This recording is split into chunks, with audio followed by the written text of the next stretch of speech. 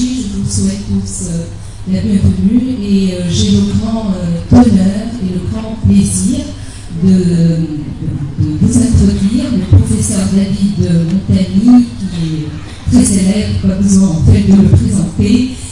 C'est un professeur au service de pneumologie de l'hôpital Crémen-Bicêtre à Villejuif à Paris. C'est un service qui est dédié à l'hypertension pulmonaire, le centre de référence français en la matière. Donc nous avons aujourd'hui parmi nous un grand spécialiste en la matière, que je remercie vivement d'avoir accepté notre invitation pour nous honorer pendant ce congrès et que je remercie encore une fois pour tout ce qu'il m'a appris durant mes multiples stages à Paris, et il m'a appris beaucoup de bonnes choses. Donc vous allez entendre une conférence qui sera certainement fortement intéressante et qui est intitulée Hypertension post-embolique, comment la diagnostiquer et comment la prendre en charge. À vous la parole, professeur Montagny.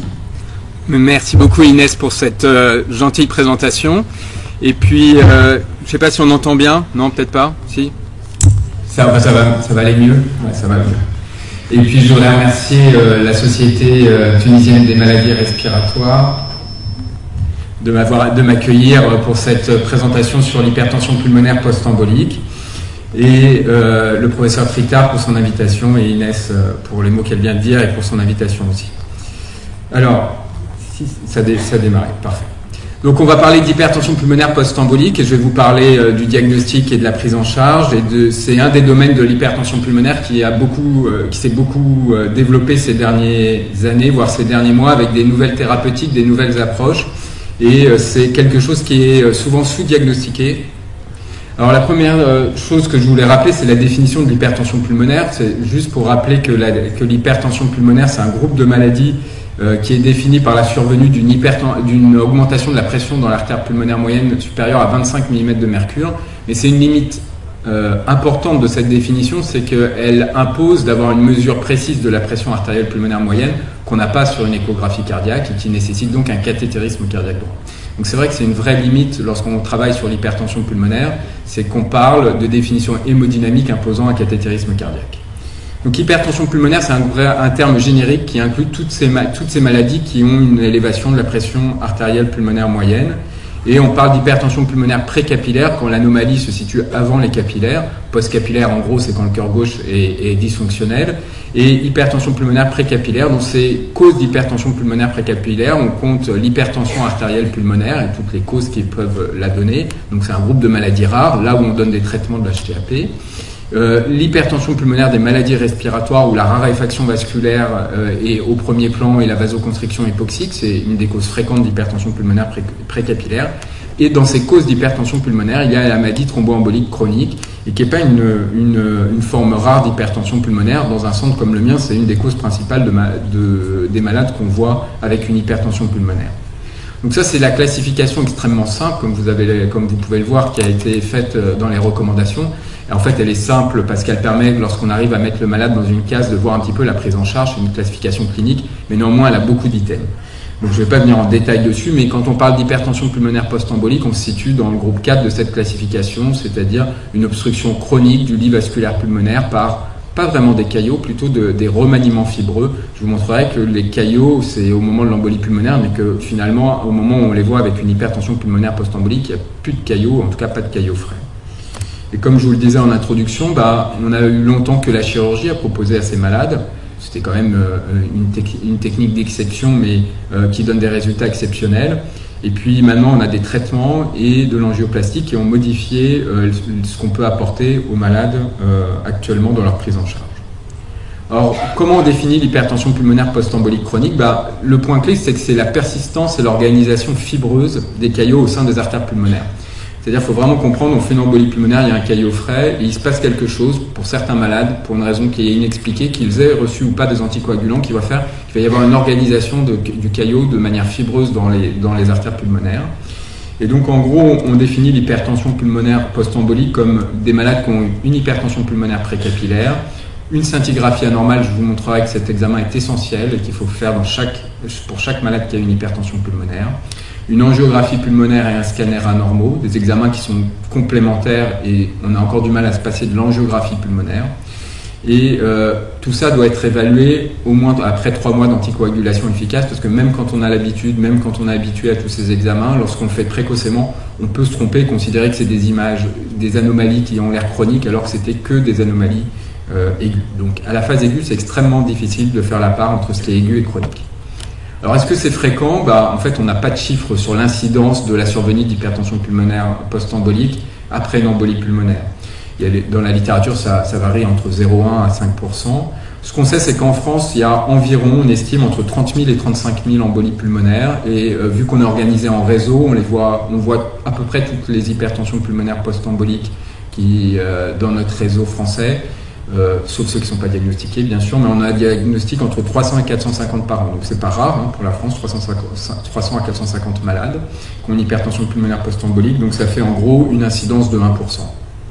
Si on regarde les chiffres américains, ils sont à peu près pareils. C'est un sujet sur 1000 fait une embolie pulmonaire et à la fin, 1 sur 2000 va faire une maladie thromboembolique chronique. C'est pareil, ça fait une incidence de l'ordre de 0,5%.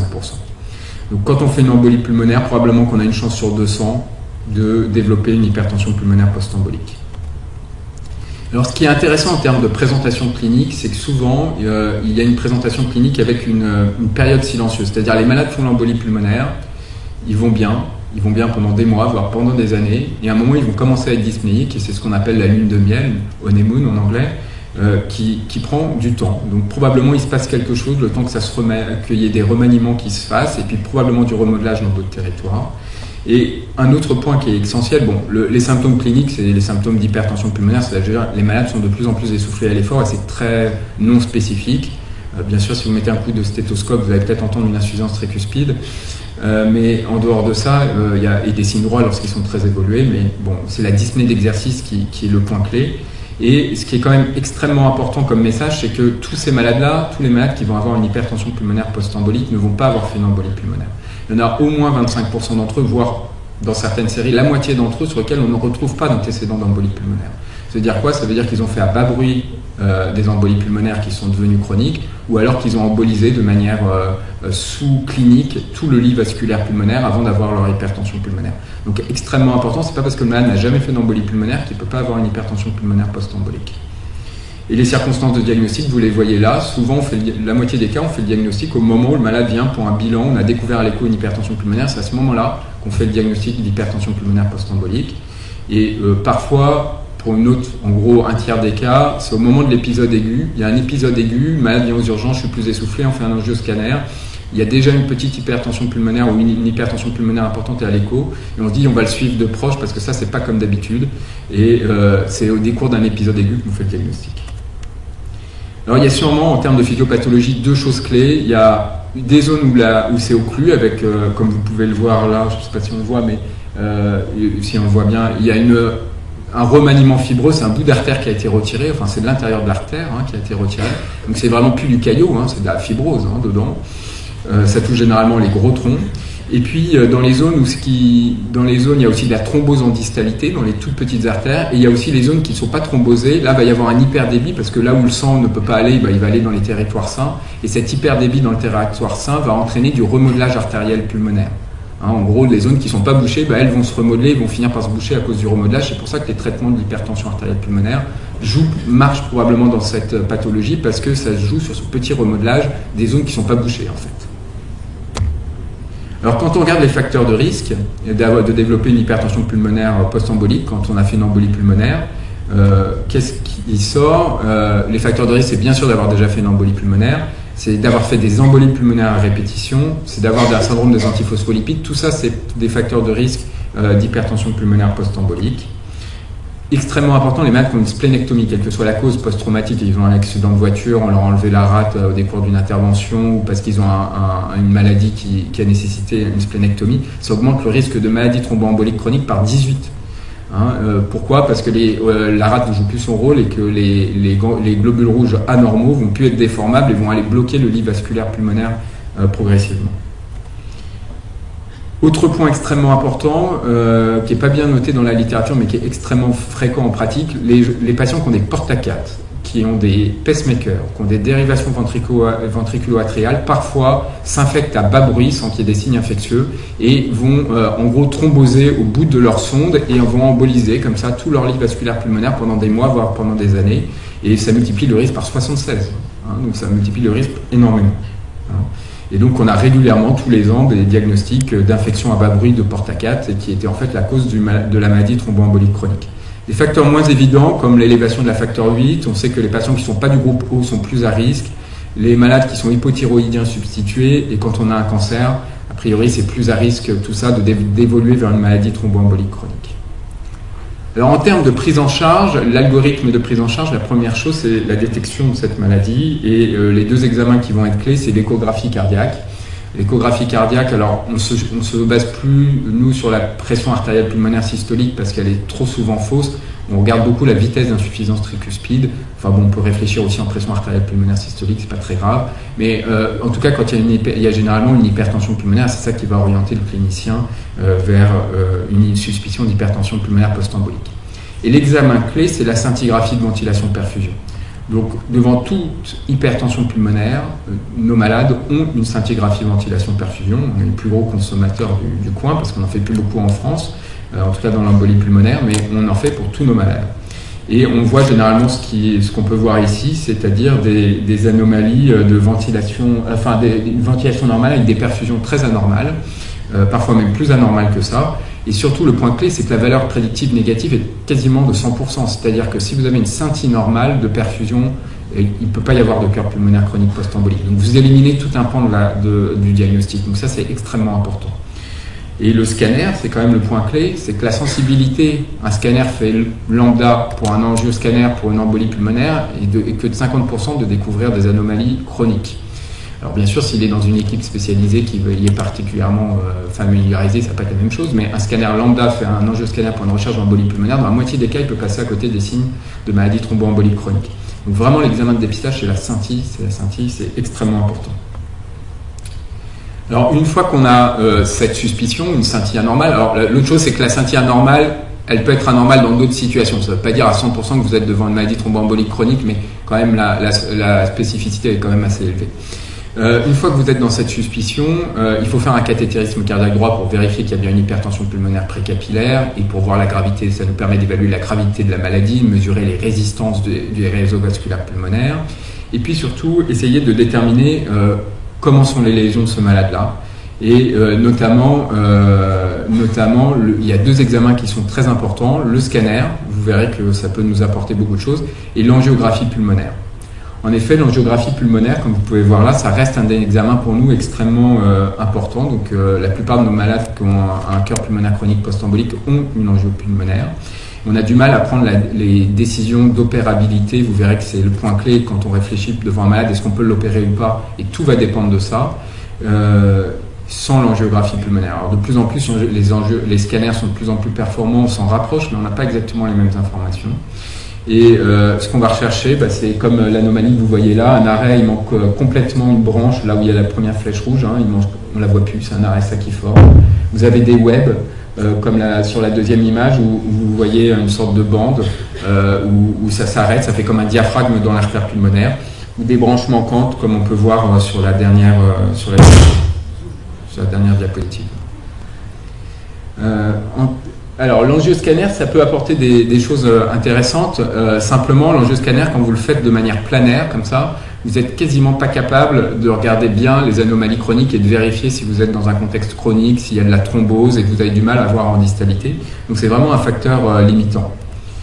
Alors, quand on regarde angioscanner versus angiographie, ce qu'on s'aperçoit, c'est que l'angioscanner fait moins bien que l'angiographie pulmonaire, sauf si on se met dans la situation les plus fréquentes, les plus récentes, avec des angioscanners 320 multibarrettes 320 et qu'on refait. Et surtout, le point clé, c'est pas de regarder le scanner en coupe sagittale, mais c'est surtout de faire des reconstructions et il faut qu'on aboutisse à ça comme image.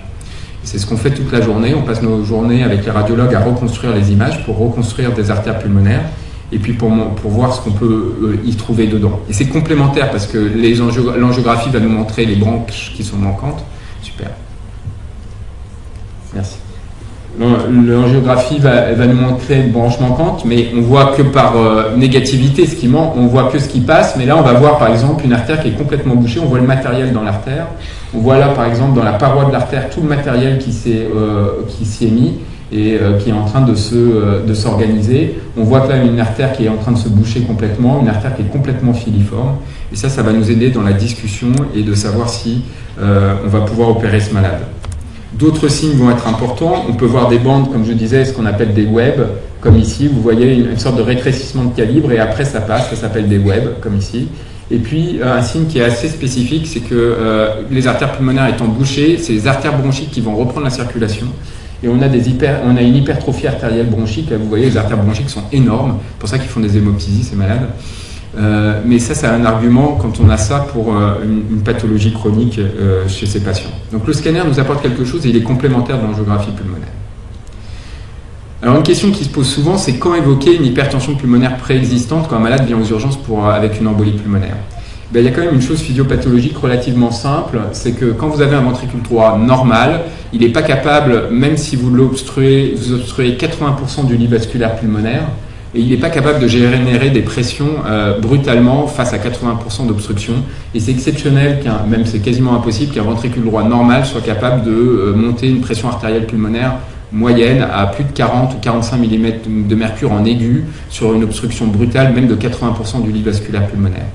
Donc quand vous avez à l'écho le cardiologue qui vous dit moi je mesure plus de 60, 70, 100 mm de mercure en aigu d'une embolie pulmonaire, soit le malade va mourir dans les 3 minutes qui viennent, soit il y a quelque chose d'autre et il a un ventricule droit qui est déjà adapté, qui est capable de faire du débit, donc il faut qu'il vous réponde est-ce que le ventricule droit est hypertrophié, est-ce qu'il est dilaté, tout ça, ça va être des arguments pour dire que c'est quelque chose de chronique.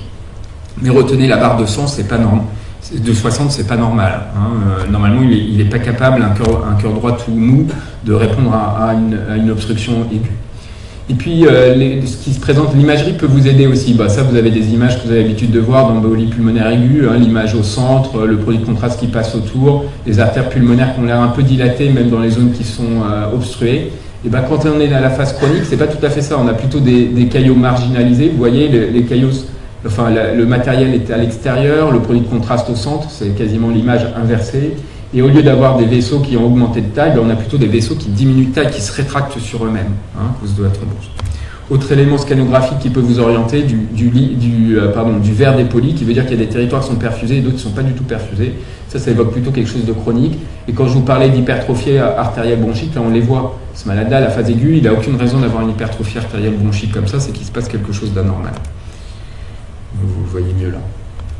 Et donc c'est pour ça qu'il faut quand même réévaluer à 3 mois d'anticoagulants pour voir ce qui se passe, mais quand même ces éléments peuvent d'emblée vous dire c'est pas comme d'habitude. Alors après, ce qui va être le point clé, c'est de savoir est-ce que ce malade est opérable ou il n'est pas opérable.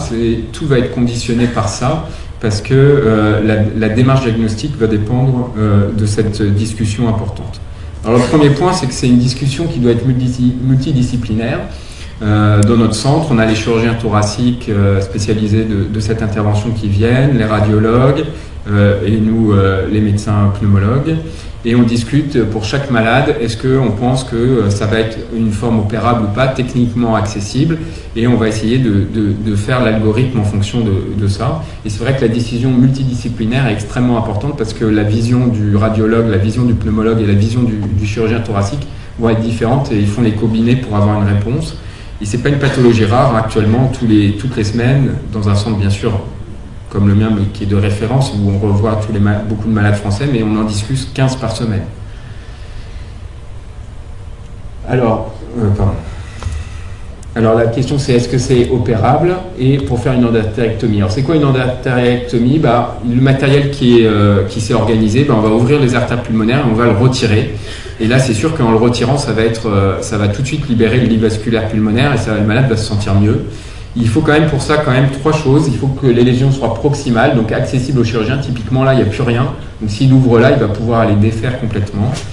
Il faut que ça soit une bonne corrélation entre l'obstruction anatomique et le niveau des résistances, c'est-à-dire il faut qu'à la fin de l'opération, le malade ait quasiment plus d'hypertension pulmonaire, sinon il va mourir sur la table. Et il faut qu'il n'ait pas trop de comorbidité, parce que sinon, là aussi, le risque opératoire est important. Alors, la thromboendartériectomie, c'est vraiment une endartériectomie. On passe dans la paroi de l'artère pulmonaire Et le chirurgien va essayer d'aller le plus loin possible dans chaque branche, aller rechercher tout le matériel, mais ça peut vraiment dans la paroi. Et voilà ce qui sort du malade. Hein. Alors c'est sûr que ça bouchait tout le tronc de l'artère pulmonaire, ça va mieux une fois que vous avez enlevé ça. C'est quand même une intervention extrêmement lourde, en hypothermie, un arrêt circulation extracorporelle, 2 fois 20 minutes, on arrête le cœur 2 fois 20 minutes, avec une mortalité qui n'est pas nulle, mais par contre ça guérit les malades. Et on sait, c'est que si ils sont opérables et qu'on ne les opère pas, ils meurent plus que si on les opère. Donc c'est sûr qu'il y a une mortalité un peu opératoire, mais après on est capable de stabiliser la maladie lorsqu'on les opère. Donc c'est vraiment plutôt une bonne nouvelle. Ce qu'on dit aux malades, c'est plutôt une bonne nouvelle. Vous avez une forme opérable, on va vous opérer, c'est une grosse opération, mais on risque de vous guérir, parce que si on fait rien, votre cœur droit va s'essouffler progressivement, et puis vous allez mourir d'insuffisance cardiaque droite. Enfin, on ne dit pas exactement comme ça. Alors l'opérabilité, elle va se baser sur 2 choses. La localisation de l'obstruction, c'est l'angioscanner et l'angiographie. La sévérité hémodynamique, c'est le cathétérisme. Et la corrélation anatomique et hémodynamique. Ça, c'est un point extrêmement important. C'est-à-dire que si vous avez un malade qui est extrêmement bouché, mais qui a une hypertension pulmonaire extrêmement grave, et que vous pensez que vous pouvez vraiment déboucher et quasiment faire revenir son hypertension pulmonaire à la normale, ses pressions pulmonaires à la normale après l'opération, c'est pas un problème.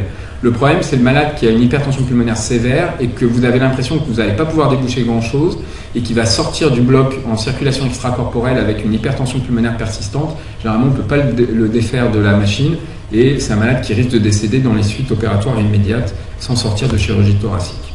Il faut bien sûr rajouter à tout ça la comorbidité et l'âge. La mortalité, quand même, quand on a des malades, ça c'est les niveaux de résistance, quand on a des malades qui ont des hypertensions pulmonaires pas graves, la mortalité, elle est de moins de 5%. Mais vous voyez que pour des malades qui ont plus de 1210, donc c'est plutôt des hypertensions pulmonaires très sévères, on peut arriver à une mortalité de 10% du geste opératoire, mortalité chirurgicale, ou en tout cas dans le mois qui suit l'intervention. Donc c'est là qu'il faut bien voir, mais c'est comme je vous disais, c'est pas ce chiffre-là finalement qui compte tant, c'est combien vous allez réussir à faire baisser le malade après l'opération. Et on améliore de manière très importante la résistance avec l'opération. Néanmoins, ça ne règle pas tous les problèmes, la chirurgie, parce qu'il y a 35 à 40% des malades qui sont récusés pour la chirurgie parce qu'ils ont soit des lésions non accessibles, soit parce qu'ils ont des comorbidités trop importantes. Et 5 à 25% des malades qu'on opère gardent une hypertension pulmonaire persistante après la thromboendartériectomie. Donc, on ne règle pas tous les problèmes. Alors, quand on est dans une forme non opérable parce que le chirurgien ne peut pas y accéder parce que c'est trop distal ou parce qu'il n'y a pas assez de matériel par rapport à la gravité, ou quand on se retrouve dans une hypertension pulmonaire qui est persistante après la chirurgie, on a maintenant un médicament qui a été approuvé, qui a montré son efficacité dans le traitement de l'hypertension pulmonaire post-embolique, qui s'appelle le Riociguat. C'est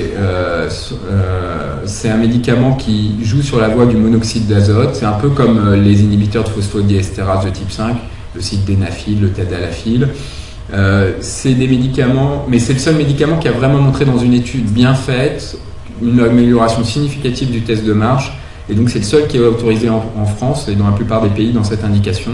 Le test de marche s'améliore de 46 mètres avec une amélioration des résistances du NT-proBNP de la classe fonctionnelle, que ce soit chez les malades qui étaient non opérables ou chez les malades qui avaient une hypertension pulmonaire persistante après la thromboendartériectomie.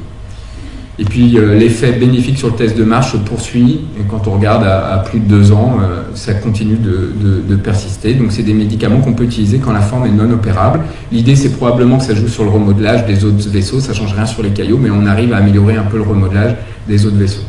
Donc les recommandations internationales nous disent que quand on a une forme non opérable, on peut proposer un traitement en premier lieu par le Riociguat, mais quand même avec un niveau de preuve élevé, parce que c'est le seul qui a montré dans un bon essai, mais quand même on a des données assez solides, rétrospectives, pour dire que les autres traitements de l'HTAP, ils marchent aussi, probablement, mais on n'a pas de données aussi solides, donc le niveau de recommandation est plus faible, mais les autres traitements de l'HTAP marchent aussi probablement dans cette indication, mais ça ne guérit pas vraiment les malades, on va s'intéresser, ça va juste améliorer un peu cette part de remodelage. Alors la question qui pourrait se poser avec ces traitements, c'est pour ceux-là qui meurent beaucoup sur table opératoire, est-ce qu'il ne faut pas mieux les traiter avant avec ces traitements-là pour voir si on peut les amener à chirurgie avec moins de problèmes? Ça a été montré avec 2 traitements et effectivement, probablement qu'en utilisant un traitement, là à l'époque c'était de la prostacycline et du Bosantan, il n'y avait pas encore le Riociguat, ça permet pour les plus graves de les améliorer, de les amener à la chirurgie avec une hémodynamique un peu mieux et peut-être de les opérer à moindre risque. Néanmoins, quand on regarde dans cette méta-analyse tous les facteurs de risque de mortalité de la chirurgie, le fait d'avoir été traité augmente la mortalité, d'avoir été traité avant. Pourquoi? Parce que peut-être on a traité ceux qui étaient justement les formes les plus mauvaises avant d'aller les amener à la chirurgie, ou peut-être parce que quand on démarre un traitement médical, ça retarde le recours à la chirurgie. Donc quand même, le niveau de preuve pour dire il faut faire un traitement médical avant la chirurgie est extrêmement faible. Donc quand les malades sont bien et on pense qu'ils peuvent aller à la chirurgie et qu'ils sont opérables, on les opère. Pour les autres, je vous ai dit, il y a le traitement médical, mais ça ne permet pas après de les récupérer pour la chirurgie. Et surtout, ce qui a changé beaucoup ces dernières années, c'est qu'on n'a pas que ça comme alternative.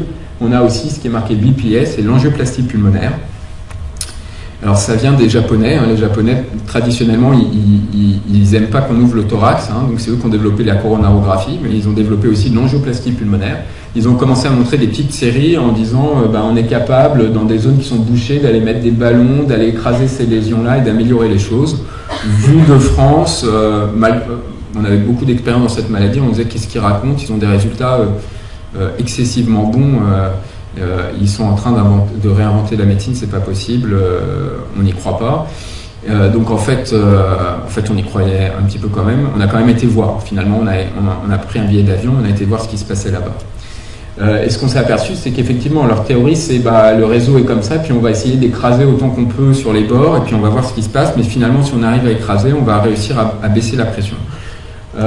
Donc on utilise des cathéters comme ça. Donc maintenant en France, on a fait venir des Japonais pour travailler avec nous et nous apprendre. Donc maintenant on a la plus grande expérience probablement au monde d'angioplastie pulmonaire et on a des résultats exceptionnels. C'est vrai, ils avaient raison en fait.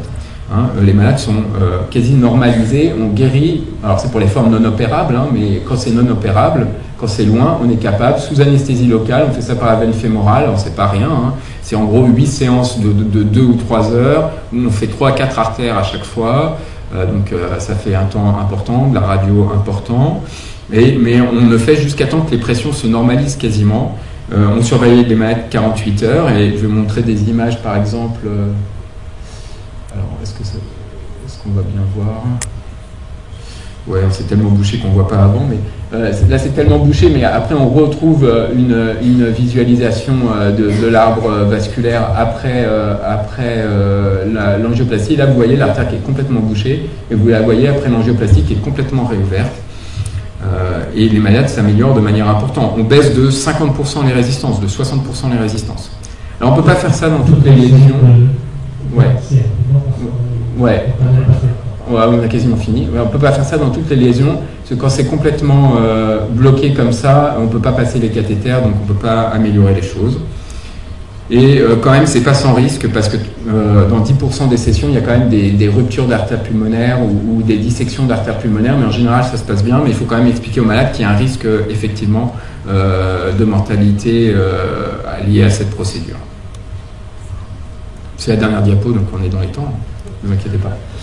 Alors, vu qu'on ne sait pas bien quelle est la meilleure stratégie quand c'est pas opérable entre le traitement médical et l'angioplastie, actuellement nous on fait un essai où les malades sont tirés au sort, angioplastie versus traitement médical, et puis au bout de 6 mois on les réévalue. S'il persiste une hypertension pulmonaire, ils ont le droit s'ils ont eu l'angioplastie, ils ont le traitement médical en complément, et s'ils ont eu le traitement médical, on fait de l'angioplastie en plus, et on s'aperçoit que finalement avec les premiers malades, souvent avec les 2 traitements, il faut souvent les 2 traitements, mais on normalise l'hypertension pulmonaire et donc on les guérit de l'hypertension pulmonaire.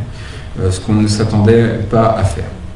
Donc en conclusion, le dépistage il repose sur la scintigraphie pulmonaire et l'échographie cardiaque.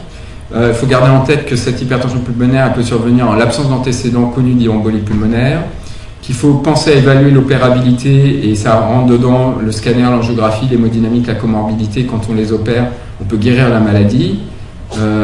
Ça reste le traitement de référence pour les formes opérables, mais quand on ne peut pas opérer, on a 2 options, le traitement médical par rhéocygoate ou l'angioplastie pulmonaire. Je suis assez persuadé que dans les années à venir, tous ceux qui seront non opérables auront les 2 stratégies combinées, et avec ça, on est capable de normaliser l'hypertension pulmonaire post-embolique. Je vous remercie. Merci beaucoup, c'était très clair, c'était fort enrichissant comme on l'avait prédit. Et donc, malheureusement, on n'a pas beaucoup de temps pour les questions, donc on attend pour 2 questions. Professeur Léa.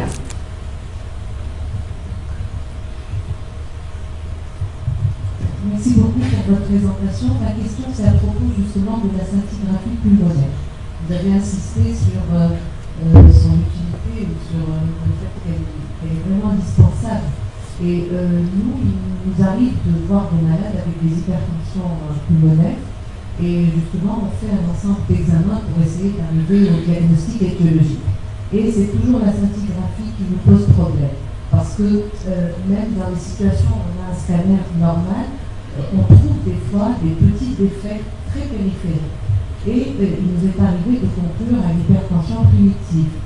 Qu'est-ce que vous en pensez? Comment on peut discerner Alors, ce qui va faire la différence, la première chose, c'est que quand il y a des défects très évidents, donc pour le coup c'est simple, ça c'est très évocateur d'une hypertension pulmonaire post-embolique. Quand il y a des défects distaux, on le sait qu'on peut le voir il y a deux formes qu'on n'arrive pas bien à distinguer, nous non plus. C'est-à-dire que des fois on dit que c'est de l'hypertension artérielle pulmonaire idiopathique avec de la thrombose in situ, parce qu'on sait qu'il y a de la thrombose dans le lit très périphérique.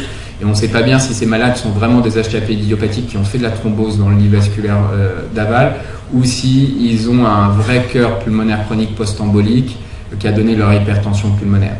En pratique, souvent l'angiographie, l'angioscanner va nous permettre de voir si on va chercher d'autres anomalies, s'il existe des anomalies plus proximales, on va conclure maladie thromboembolique chronique. Si tout est vraiment comme un arbre mort, donc des fois on voit des angiographies où c'est un arbre mort, c'est-à-dire comme si tout le lit vasculaire s'était bouché progressivement, on conclut généralement que c'est des HTAP idiopathiques qui ont eu de la thrombose locale, comme c'est décrit dans les séries anatomopathologiques.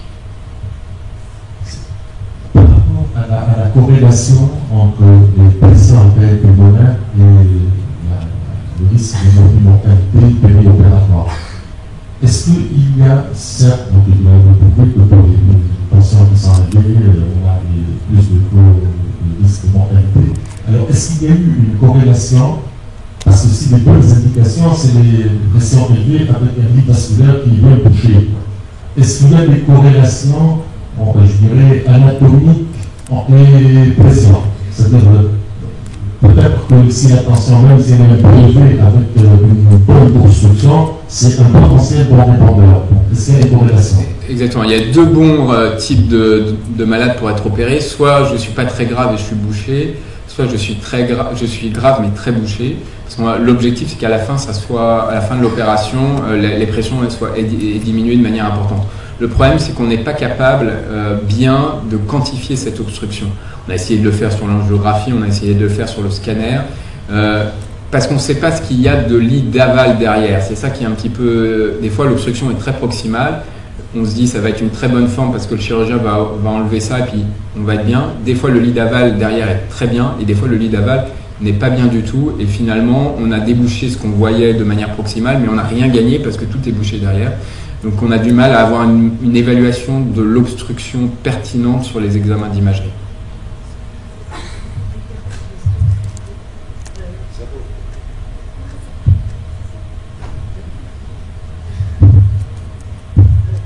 Vous avez tout à l'heure montré le travail qu'un radiologue doit faire pour justement montrer la distribution des vaisseaux pulmonaires. Est-ce que ça nécessite une formation particulière, c'est-à-dire est-ce que vraiment c'est du domaine de la sous-spécialité pour un radiologue? Non, c'est nous qui faisons, tous les pneumologues. On a appris à le faire, donc si un pneumologue y arrive, je pense qu'un radiologue doit y arriver. Donc non, c'est un peu consommateur de temps, c'est ça qui généralement fatigue les radiologues plus que la technique. Donc c'est vrai que s'il faut un quart d'heure, 20 minutes pour chaque angioscanner à reconstruire, c'est un peu consommateur de temps s'il y a beaucoup de demandes. Mais c'est excessivement simple en fait avec les logiciels actuels de faire ces reconstructions. Même nos internes, au bout de quelques semaines avec nous, commencent à jouer avec le logiciel. Une question par rapport à l'étiologie de cette thrombose chronique. J'ai une patiente qui a donc une microthrombose. Le bilan étiologique est négatif. On n'a pas trouvé de cause, on n'a pas fait de thrombose pulmonaire dans le précédent. Par contre, elle fume des cigarettes et de temps en temps des joints. Elle consomme. Est-ce que la consommation de ces La substance, oui. Dans ces il n'y a pas de données évidentes pour le cannabis, il n'y a pas de données, donc je ne peux pas vous répondre, mais dans les données sur le tabac, il n'y a pas d'association avec le cœur pulmonaire chronique post-embolique. Ça ne sortait pas comme quelque chose de différent, comme facteur de risque par rapport à l'HTAP idiopathique, par exemple. C'est pas plus à risque. Pour les autres Pour les autres drogues, on voit parfois, nous, des drogues injectées, parce que probablement ça favorise les emboles intrapulmonaires, mais pour les drogues inhalées, non. Si on n'a pas d'étymologie, on va traiter par exemple. Le fait, dans la moitié des cas, on ne trouve pas la cause. Il y a probablement des anomalies génétiques ou polygéniques qu'on ne connaît pas actuellement qui font qu'il y a des gens qui sont capables de bien résolver leur caillot et d'autres qui ne sont pas capables de le faire. Mais la plupart du temps, on ne trouve rien. Il faut se dire que la plupart du temps, on ne va rien trouver et ça ne change pas la prise en charge. Encore une petite question. Comment vous choisissez le moyen thérapeutique entre la chirurgie et l'angioplastie dont vous avez parlé? Ouais. Parce que vous avez montré du matériel qui est fibrineux quand on enlève. Alors, la chirurgie, il faut que le chirurgien puisse y accéder, donc ça veut dire qu'il faut qu'il y ait quand même un départ. Il passe dans la paroi de l'artère, il faut il va ouvrir dans le tronc de l'artère pulmonaire, droit ou gauche. Il faut qu'il y ait déjà des anomalies à ce niveau-là pour qu'il puisse disséquer et puis pousser sa dissection jusqu'au bout des branches. Donc si les lésions sont trop distales, c'est pas accessible pour le chirurgien, c'est soit l'angioplastie, soit le traitement, et c'est dans ce cadre-là qu'on fait un protocole l'un ou l'autre, parce qu'on ne sait pas quel est le plus performant, mais bon, probablement c'est l'association des deux.